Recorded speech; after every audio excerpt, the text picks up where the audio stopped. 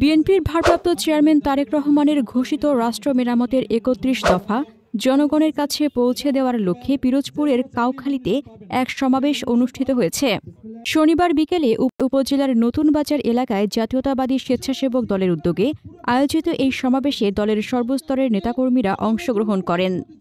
সমাবেশে প্রধান অতিথি হিসেবে উপস্থিত ছিলেন বাংলাদেশ জাতীয়তাবাদী স্বেচ্ছাসেবক দলের কেন্দ্রীয় সংসদের যুগ্ম সাধারণ সম্পাদক মোহাম্মদ জসিমউদ্দিন।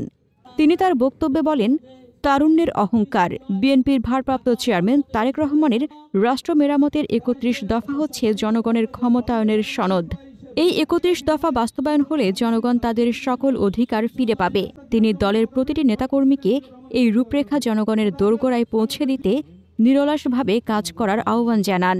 আগামী জাতীয় সংসদ নির্বাচন প্রসঙ্গে জসিমউদ্দিন বলেন, ফেব্রুয়ারিতে অনুষ্ঠেয় নির্বাচনে তিনি পিরোজপুর ২ আসন থেকে বিএনপির মনোনয়ন প্রত্যাশী।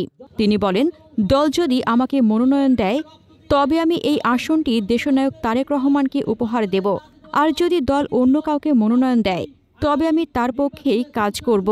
তিনি জোর দিয়ে বলেন যে বিএনপি, তারেক রহমান এবং ধানের শীষের প্রশ্নে দলের সবাই ঐক্যবদ্ধ। আমি বলতে চাই, আমি যেমন দলকে সময় দিয়েছি এবং আমিও আপনাদেরকে চাচ্ছি আগামীতে বাংলাদেশ জাতীয়তাবাদী দলের আমি একজন কর্মী হিসাবে আমি আপনাদের পাশে থাকব এবং বাংলাদেশ জাতীয়তাবাদী দলের আমি একজন আগামী ফেব্রুয়ারিতে নির্বাচনের একজন ধানের শীষের সম্ভাব্য প্রার্থী হিসাবে আপনাদের কাছে দোয়া চাচ্ছি।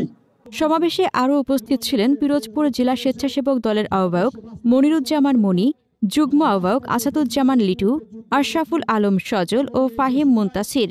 এছাড়াও পিরোজপুর সদর স্বেচ্ছাসেবক দলের আহ্বায়ক রিয়াজ মাতুব্বর, সদস্য জাহিদুল ইসলাম, ৪ নং চিরাপাড়া ইউনিয়ন বিএনপির সাধারণ সম্পাদক মনিরুল ইসলাম শাহিন, সিনিয়র সহ সভাপতি শফিকুল ইসলাম হিরণ, কাউখালী উপজেলা স্বেচ্ছাসেবক দলের আহ্বায়ক জাহিদুর রহমান ফিরোজ এবং সদস্য সচিব রাকিব তালুকদার সহ স্থানীয় বিএনপি ও অঙ্গ সংগঠনের বহু নেতাকর্মী এ সময় উপস্থিত ছিলেন। হাসনাতুজ্জাহান হিমু, দৈনিক খোলা চোখ।